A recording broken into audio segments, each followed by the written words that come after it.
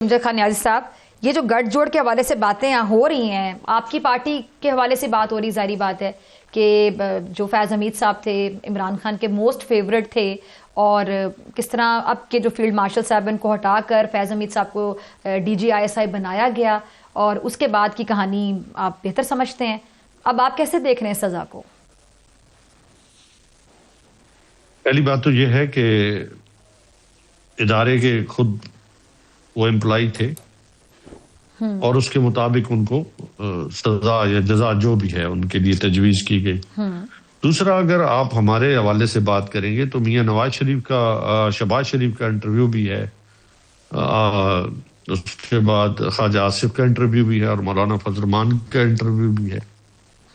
وہ آپ اٹھا کے دیکھ لیں، وہ انٹرویو تو کچھ اور کہہ رہا ہے۔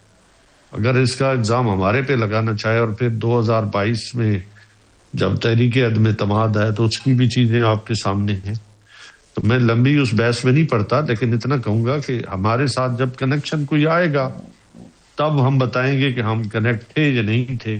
اس سے پہلے ہم نے اس کے اوپر کیا بحث کرنی ہے، لہٰذا جنہوں نے بحث کرنی ہے وہ بے شک اپنی بحثیں کرتے رہیں، لیکن جب ٹائم آئے گا تو ہم اس وقت اپنی اس بحث کا آغاز کریں گے۔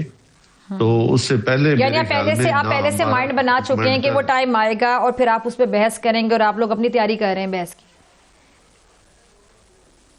نہیں، ہم تیاری نہیں کر رہے، ہم نے کہا کہ ہمارے سے کوئی کنیکشن آیا کہ جی یا کنیکٹ سر ابھی ایک سوال تو دیکھیں، ایک تو جنیرک بڑا جنرل سا سوال یہ ہے کہ ابھی جس طرح آغا صاحب نے ایک سوال اٹھایا کہ فیض حمید صاحب D G I S I جیسی پاورفل پوزیشن پہ تھے کب، کس کا دور تھا؟ وہ آپ کا دور تھا، پی ٹی آئی کی حکومت تھی۔ نہیں، میری بات سن لیں نا۔ جی جی جی جی، میں نے اس لیے 3 انٹرویوز کی بات کی ہے نا، ان 3 انٹرویوز کو آپ اٹھا کے ابھی چلا دیں، ان میں کیا کہا گیا ہے؟ کیونکہ سر ابھی تو فیض حمید صاحب کی سزا کے حوالے سے بات ہو رہی ہے نا، آج تو ٹاپک فیض حمید صاحب کی سزا ہے نا، اس پہ بھی آ جاتے ہیں۔ ٹھیک ہے، اس پہ بھی آ جاتے ہیں، ٹھیک ہے، آپ اپنا جواب دینے کا پورا حق رکھتے ہیں جی، پلیز۔ اس کو اٹھا کے جی جی جی جی میں رکھتا ہوں نا، اس لیے بالکل بالکل، جی جی میری بات، میں وہی کہہ رہا ہوں، فضا وہ انٹرویو اٹھا لیں، خواجہ آصف کا انٹرویو اٹھا لیں، مولانا فضل الرحمان کا انٹرویو اٹھا لیں، اس میں سے آپ اپنی چیزیں نکال لیں، پھر آپ بتائیں گے کہ پھر کیا ہوگا، پھر 2022 میں کیا ہوگا وہ بھی اٹھا لیں۔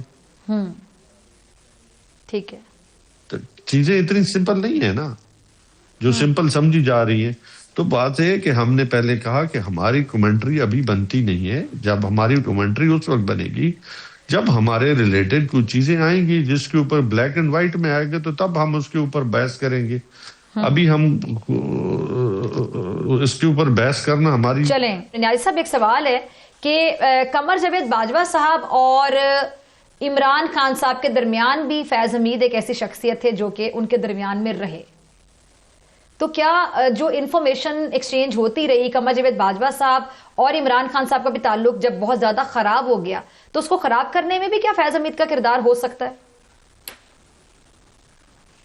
دیکھیں، خان صاحب نے اس کے اوپر اپنی سٹیٹمنٹ دی ہے کہ میرا جب تک میں پرائم منسٹر تھا، ایک پولیٹیکل نہیں آفیشیل انگیجمنٹ تھی، اس کے علاوہ ہمارے علم میں نہیں ہے جو آپ کہیں کہ ہمارے پاس کوئی انٹیلیجنسیا ہے جس کے ذریعے ہم میرے ذہن میں اکثر سوال آتا ہے نیاز صاحب، میرے ذہن میں اکثر سوال آتا ہے کہ فار ایگزامپل اب آپ کا اور قادر خان مندوخیل صاحب کا تعلق اگر آپ کے درمیان میں آغا شاذب صاحب ہے، میں اس طرح ایگزامپل دیتی ہوں، اور آپ کی اور مندوخیل صاحب کی اختلافات بڑھتے چلے جاتے ہیں، تو سب سے پہلا شک اس پہ کیا جائے گا جو آپ کے درمیان ہے، جو ادھر بھی بات کرتا ہے ادھر بھی بات کرتا ہے، جو سینٹر میں انفارمیشن کا ایکسچینج کرتا ہے۔ تو میرا سوال بیسیکلی یہ تھا کہ آپ قمر جاوید باجوہ صاحب جو اس ٹائم کے آرمی چیف تھے اور عمران خان صاحب، ان کا جو آپس میں تعلق ہے، اپنے اختلافات ہو سکتے ہیں، لیکن کیا اس تعلق کو، یہ اختلافات کو مزید بڑھاوا دینے میں فیض حمید کا کردار ہو سکتا ہے؟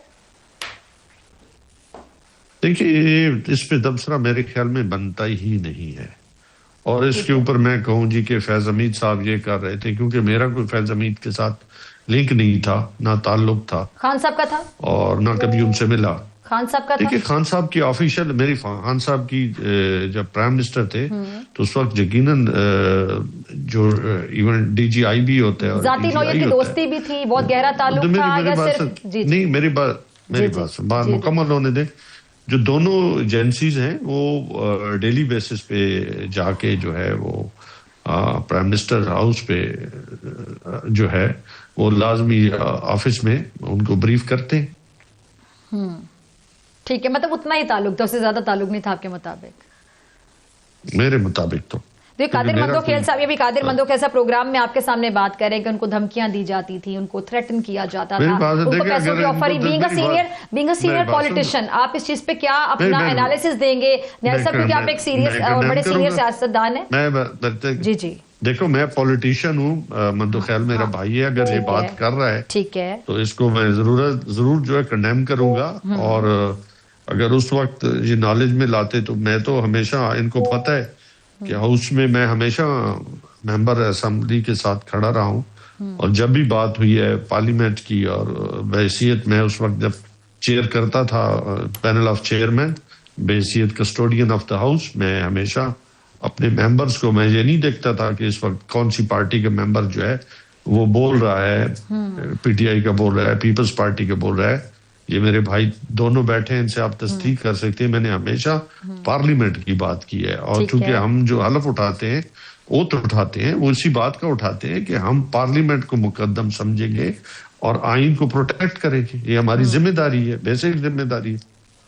اگر یہ جو آپ نے بات جتنی خوبصورتی سے بیان کی، اگر ہر کوئی اس پہ عمل کرے تو کیا ہی خوبصورت منظر ہے جو میں امیجن کر رہی ہوں. تو پھر نیازی صاحب، یہ تو پھر وہاں پہ وہ محاورہ فٹ آ جائے گا، اگر یہ وعدہ معاف گواہ بن گئے کہ اپنے ہی گراتے ہیں نشیمن پہ بجلیاں، تو وہ تو بڑے اکٹھے تھے، ایک پیج پر تھے.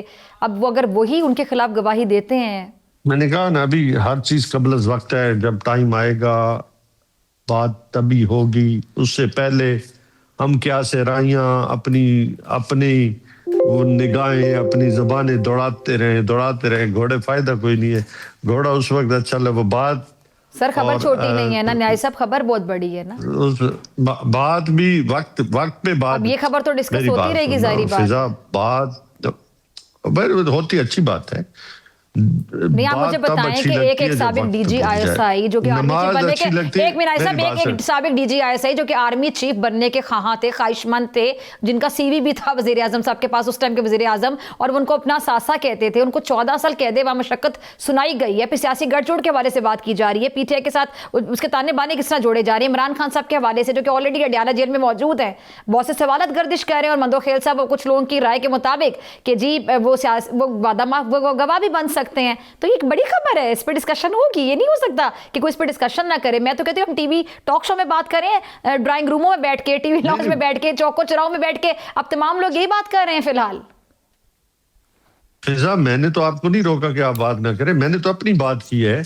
یعنی آپ اس پہ بات نہیں کرنا چاہتے فی الحال؟ ٹھیک ہے، میری بات سن لینا. میں نے کہا کہ وقت آئے گا بات کریں گے، کیونکہ بے وقتی بات کا کوئی فائدہ نہیں ہوتا، اور نماز بھی وقت پہ ہوتی ہے. آپ دیکھ لیں، جی اذان ہوگی تو نماز پڑھ اذان ہوتی ہے نا تو فضا تب ہی نماز پڑھی جاتی ہے، اس سے پہلے نماز نہیں پڑھی جاتی.